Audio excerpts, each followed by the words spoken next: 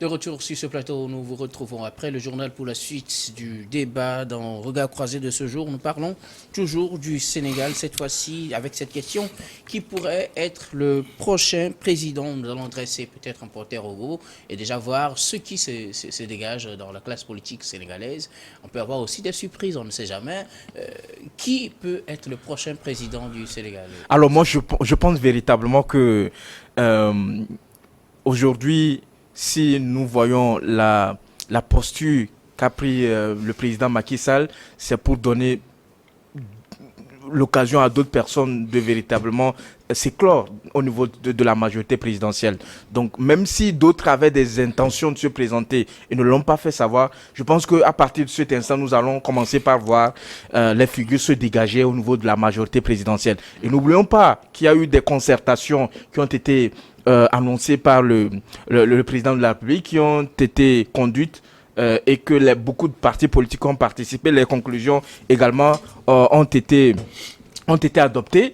Et le président même a annoncé au cours de son discours qu'il y a des réformes qui vont être opérées au niveau de l'Assemblée nationale pour permettre à ce que le cadre électoral puisse être révisé et permettre à ce que certaines personnes qui ont été privées de se présenter à l'élection précédente de pouvoir candidater. Nous avons notamment l'ancien maire de Dakar, Khalifa Sall, qui véritablement aujourd'hui va se présenter à l'élection du 24 février 2024. De février 2024. Ensuite, nous avons le président de l'ancien président, Karim Wade, également, qui va bénéficier, le fils, bien évidemment, du président Wade, Karim Wade, qui va bénéficier également de cette conclusion qui a été adoptée au niveau de ces concertations-là. Donc, nous avons déjà deux candidatures de facto qui se dégagent au niveau du Sénégal. Et quand vous regardez un peu, il y a véritablement d'autres acteurs politiques traditionnels du Sénégal, notamment au niveau du parti présidentiel. Il y a certains noms qui se dégagent déjà, je ne veux pas trop rentrer dans les détails. Également au niveau de l'opposition, notamment les coalitions. Nous avons vu l'ancien Premier ministre qui était arrivé deuxième à l'élection présidentielle de 2019. Je ne sais pas son nom, j'oublie son nom, Monsieur Seck, voilà, qui également... si tout va bien, va se présenter. Moi, mon analyse véritablement, c'est de voir à la tête du Sénégal quelqu'un de nouveau. Quelqu'un qui n'est pas lié à ces tractations politiques, quelqu'un qui n'est pas... il n'a pas milité dans un parti A pour se retrouver un jour dans un parti B.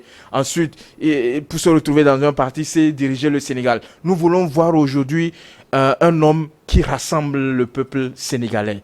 Un personnage atypique qui va sortir de nulle part.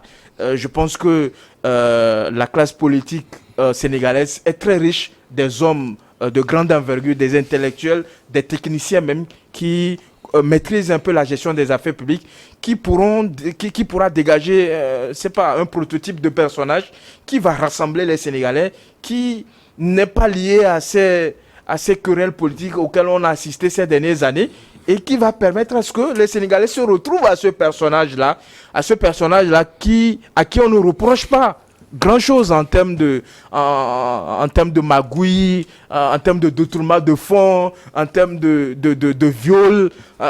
Quelqu'un qui n'a pas eu à faire avec la justice, quelqu'un qui n'a pas été cité dans une affaire de détournement de fonds, dans une affaire de corruption et tout ce que vous connaissez. Quelqu'un de nouveau peut permettre à ce que le Sénégal puisse renaître également de nouveau et mettre en arrière ce que nous avons vécu au cours de ces dernières années, les violences auxquelles nous avons assisté, les arrestations, les affaires jugées tantôt juridiques, tantôt politiques. Je pense qu'aujourd'hui, et c'est mon souhait véritablement que nous puissions voir à la tête du Sénégal au soir de cette date fatidique de l'élection présidentielle de février 2024, un personnage qui va sortir de nulle part, beaucoup plus un technocrate qui va permettre à ce que le Sénégal puisse décoller. Vous savez que le Sénégal a annoncé l'exploitation du gaz et du pétrole à partir de cette année. Donc on a besoin de quelqu'un à qui le peuple fait entièrement confiance, quelqu'un qui ne divise pas véritablement, quelqu'un à qui tout le monde va se retrouver et qu'on puisse véritablement voir le Sénégal qu'on a vu dans le temps passé, le Sénégal prospère, le Sénégal démocratique, le Sénégal qui est cet exemple-là en termes de respect de la Constitution, en termes de respect des droits de l'homme, en termes de respect de l'état de droit. Merci beaucoup. Samir, votre profil type, pour vous, ça doit être quelqu'un sorti de nulle part, Exactement. un rassembleur, quelqu'un qui n'a pas de bord politique, qui n'a pas commencé un dans technocrate, un parti A pour finir dans un parti Z, par exemple, et quelqu'un qui n'a pas d'antécédents et qui, après tout, est un rassembleur. Qu'est-ce que vous en dites, Justin Anani? Quel doit être le profil idéal pour celui qui serait président pour le Sénégal et qui, selon vous, pourrait être président? Bon, sur cette question, je faisais observer tout à l'heure que Macky Sall n'a pas encore dit son dernier mot. Moi, j'attends le dernier moment. C'est-à-dire quand les candidatures seront clôturées. Ah oui, c'est après ce moment-là, peut-être on peut faire de façon judicieuse cette analyse-là. Mais en dehors de cela aussi, Macky Sall chercherait forcément à placer un dauphin. On en a vu dans les autres pays. Parce que vous êtes bloqué, vous ne pouvez pas candidater avec cette histoire de je sais pas, troisième mandat, troisième candidature. Donc, on passe par tous les moyens pour positionner, placer un dauphin. Pour être à l'abri des poursuites judiciaires. Oui. Parce que tout ce qui s'est passé dans les dernières périodes au niveau de ce pays, le Sénégal, et avec tout ce que nous avons comme information, donc, je ne pense pas que demain sera encore rose, même si Macky ne serait plus au pouvoir, demain lui serait rose. Donc il va falloir également faire l'analyse dans ce sens. Maintenant, pour ce qui concerne le scrutin lui-même, moi je pense que pour un avenir apaisé pour le Sénégal, il va falloir faire en sorte que ce scrutin-là, cette élection-là soit quand même une élection inclusive. Afin que tous ceux qui ont la volonté d'y participer puissent avoir quand même déposé leur candidature. Je crois le débat qu'il y a eu entre les acteurs politiques a tenu compte de a pris certaines dispositions. Mais au demeurant, quand vous écoutez Macky Sall la fois dernière, il a également laissé entendre que la justice fasse son travail. Oui. Je savais forcément qu'il faisait allusion au cas Ousmane Sonko. Oui. Et si Macky Sall est en difficulté aujourd'hui, c'est Ousmane Sonko qui lui a posé tellement trop de pépins. Donc, il va chercher forcément à faire en sorte que donc Ousmane Sonko, en analyse, je ne vois pas Ousmane Sonko être candidat.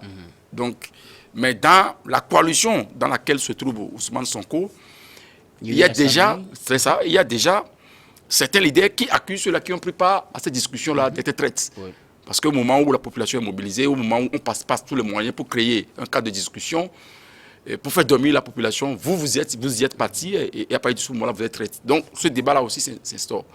Maintenant, comment faire pour sortir de la situation? Comme je l'ai dit tout à l'heure, Macky n'a pas encore dit son dernier mot. Mais si demain serait, comment l'appelle-t-on, rose pour le Sénégal, la balle est dans le camp de Macky Sall. Et surtout, lorsqu'il y aura une élection et une commission en charge d'organiser ce scrutin-là, il va falloir également pleinement que cette commission-là joue son rôle. Et vraiment indépendante. Véritablement. Et le dernier mot revient au peuple sénégalais de choisir, comme la Constitution le recommande, son président. Donc, alors, qui pourra peut-être être président selon vous, si vous considérez le fait que Macky Sall pourrait revenir sur sa parole, en dehors de Macky Sall, qui peut-être peut être président? Bon, moi, à mon avis, je pense que les têtes n'en manquent pas. Le Sénégal regorge des potentialités énormes. Même il y a beaucoup qui sont au niveau de la diaspora aujourd'hui, qui ont c'est pas la trempe de remplacer valablement Macky Sall. Et quelle est cette trempe-là? C'est quoi cet élément déterminant? C'est ce que je veux savoir. Moi, je pense que... Il pensait d'un individu sorti de nulle part, qui doit être rassembleur, qui ne doit pas avoir d'antécédents avec la justice ou avec la population, de corruption, des trucs comme ça. Vous pensez que la personne doit être comment? Bon, à mon avis, je pense que quelqu'un qui aujourd'hui doit redonner confiance au peuple sénégalais. Okay. Et celui-là qui, à travers ses actes, on doit avoir l'espérance pour dire que demain sera meilleur pour le Sénégal. Parce que quand vous écoutez les acteurs politiques, il y a certains qui ont fait le chemin avec Macky Sall, il y a d'autres qui sont dans l'opposition, qui aujourd'hui, leur comportement est un peu alambiqué. Maintenant, voilà le cas de Ousmane Sonko. Quoi qu'on dise aujourd'hui, bon, il n'a pas encore participé à une élection pour voir s'il a tellement la popularité qu'il faut. Il a déjà participé à l'élection présidentielle de 2019. Oui, bon, en dehors de ça, dans sa zone de Casamance, il est le maire de l'autre côté. Mais je parle même de la gouvernance Donc, au niveau de la magistrature suprême, national. au niveau national. Donc, sur cette base-là, il y a un certain nombre également d'éléments qu'il faut apprécier au moment venu. Mais quelqu'un qui doit revenir aujourd'hui, parler aux Sénégalais, faire en sorte qu'on puisse, les Sénégalais puissent redonner confiance donc à leur pays et travailler dans le bon sens. Quelqu'un qui est capable aujourd'hui de laisser de faire la démocratie. D'abord, la séparation des pouvoirs. Ça, c'est aussi fondamental. Parce que lorsque vous êtes là et toutes les institutions de la République sont inféodées à vous, ce que vous décidez, c'est ce que la magistrature, enfin, le pouvoir judiciaire fait. L'Assemblée nationale, vous supposez avoir la majorité et elle est à votre botte. Sur ces bases-là, je ne pense pas que le Sénégal va encore redevenir le Sénégal qu'on connaissait par le passé. Donc, il va falloir également que les acteurs politiques travaillent dans ce sens-là, qu'après tout, ce qui est important, c'est le Sénégal. Macky Sall va passer, Ousmane Sonko va passer, Madame Touré vont passer, les autres acteurs vont passer, mais le Sénégal va demeurer le Sénégal et montrer cet exemple-là de démocratie pour les autres pays sur le continent africain où les chefs d'État sont là, ils refusent de laisser le pouvoir avec le 4e et 5e mandat. Merci beaucoup, Justin Anani. Gabin Adjao, quel est votre profil type et qui peut être président pour le Sénégal? Justin a ajouté d'autres types, hein. Quelqu'un qui redonne de l'espoir, de l'espérance et qui œuvre vraiment pour la séparation des pouvoirs. Vous dites quoi? Vous savez, le Sénégal les Sénégalais sont un grand peuple. S'ils sont sortis des grabuges posés par Maître Abdoulaye Wade entre-temps pour voter Macky Sall, en 2012, qui a donné une certaine stabilité à ce pays-là jusqu'à ce que les démêlés avec Ousmane Sonko commencent, ça veut dire que ce peuple-là a toujours fait le bon choix. Ce peuple-là sait où il va et ce qu'il faut pour lui. Donc pour moi, je ne suis même pas inquiet quant au choix du peuple sénégalais.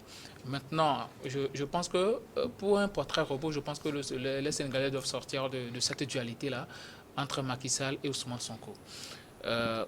Que ce soit un partisan de Macky Sall qui va aux élections, qui les remporte, ce sera toujours Macky Sall qui sera ce qu'on appelle toujours un président d'honneur. Que ce soit Ousmane Sonko qui fasse un certain Biram Diop, je peux citer ce nom-là, président, ce sera toujours Ousmane Sonko, président d'honneur. Donc, on ne sera pas sorti de l'auberge. Maintenant, si on prend des cas comme Khalifa Sall ou bien Karim Wade comme président, qui leur a permis aujourd'hui de postuler au poste de président? C'est Macky Sall. Non, ce sont les conclusions du dialogue. Non, il ne faut pas polémiquer autour de... Ce sont les conclusions du dialogue. Et c'est un cadre qui a été créé. Je vais faire mon analyse, je vais finir. Si ces gens-là aujourd'hui, ils peuvent participer aux élections présidentielles, c'est grâce à Macky Sall. C'est lui qui a initié ce dialogue-là. Et c'est à lui d'entériner la conclusion. C'est à lui d'amnistier ces gens-là qui ont été condamnés. Donc, tout dépend de lui. Donc, ces gens maintenant, ces gens-là, ils lui seront redevables. Donc, Macky Sall, ce qu'il va faire aujourd'hui, il sera dans la posture d'amener quelqu'un qui ne va pas le poursuivre demain, qui ne va pas le mener la vie dure après la présidentielle. Ousmane Sonko, lui, s'il vient ou bien s'il positionne quelqu'un, il sera beaucoup plus dans la posture de vengeance. Je vais lui faire voir de toutes les couleurs. Donc, je pense que le Sénégal n'a pas besoin de ça. J'aurais aimé qu'aujourd'hui, que Macky Sall dit qu'il ne va pas participer aux prochaines élections, que les élections soient beaucoup plus inclusives pour permettre à tout le monde de participer. Parce qu'une république, c'est aussi ça. Il ne faut pas exclure certaines personnes. Donc, pour pouvoir faire participer tout le monde et faire régner l'accalmie au sein de la population, il peut aujourd'hui appeler Ousmane Sonko à discuter autour d'une table. Même si c'est une discussion il a été invité, il n'est pas arrivé. Non, mais pas dans ce... Cher ami. Vous connaissez la situation à ce moment-là. Qu'est-ce qui l'empêchait d'envoyer quelqu'un de son Macky Sall, parti? lui, n'a plus rien à perdre, il n'a plus rien à gagner non plus.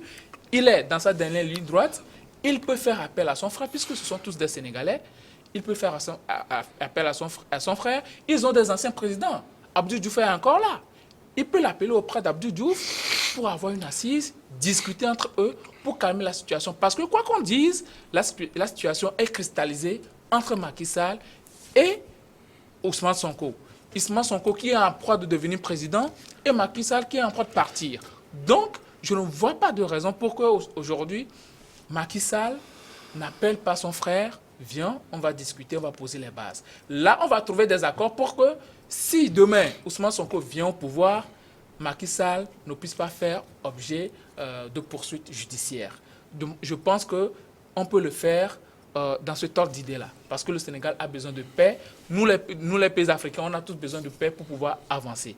Mais si ces discussions ne peuvent pas avoir lieu, je pense qu'une personne assez rassembleur, sage, qui pourra mener le Sénégal au même moment, au niveau politique, au niveau institutionnel, parce que là, les institutions, les gens se sont mis les pieds dans les plats. Rien ne va plus comme avant. On a vu à l'Assemblée nationale les bagarres et tout. Les assises aujourd'hui ne sont plus ce que ça doit être. C'est devenu une question de guerre et tout ça.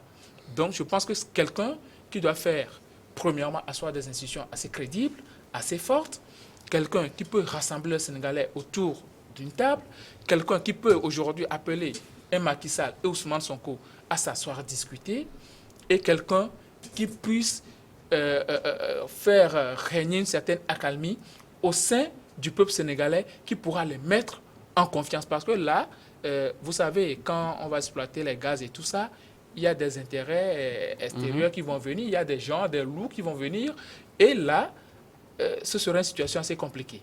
Donc, il faudra quelqu'un assez posé, respectueux des institutions de la République, des tests qu'on s'est donnés, et aussi quelqu'un de très rassembleur. Merci beaucoup. Plusieurs profils donc se dégagent, les plus essentiels. Quelqu'un, pour Samir, qui n'a pas de profil, qui n'a pas de bord politique, qui est rassembleur, là vous l'avez tous évoqué, et qui n'a pas d'antécédent, qui est sorti de nulle part. Pour Justin, c'est quelqu'un qui peut redonner confiance, de l'espérance, et qui œuvre pour la séparation des pouvoirs. Et ce que Gabin a ajouté, c'est quelqu'un qui est sage, rassembleur, qui peut se poser en médiateur entre les deux camps, quelqu'un qui pourra aussi mettre les Sénégalais en confiance. En tout cas, on attend de voir qui sera élu président au soir du 25 février 2024, ou après, quand les résultats sortiront de ces élections. Merci en tout cas d'avoir alimenté cette partie aussi du débat. Nous marquons la pause, puis on revient pour la dernière partie consacrée au Togo.